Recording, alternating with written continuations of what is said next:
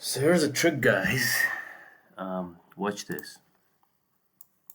I have like this just random strategy, and buy market here, and I have some logic here based on break even, right?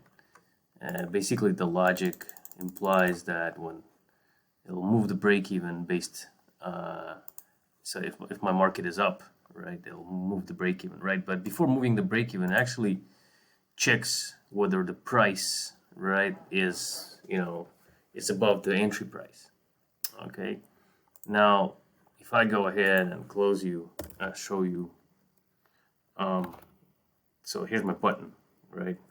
So on break even click, I have the method, which it doesn't really matter. This video is not about how to do these break evens, right? This video is about I'm using the last price here. So like if I write this, right, this won't work.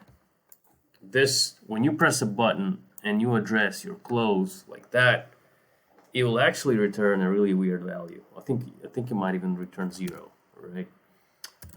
So if you have any logic inside your, when you click the button, if you have any logic there that's going to be working with the last price, or with the latest close, or whatever, and if you address the close array like that, it won't work, right? You actually have to get this last price. Well, in my case, I'm getting it inside on market data. And so I just have this variable here, and I just get this last price, okay, inside on market data.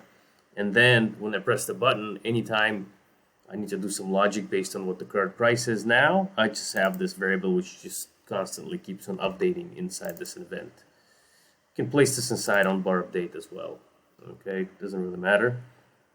But my strategy requires it to place it here.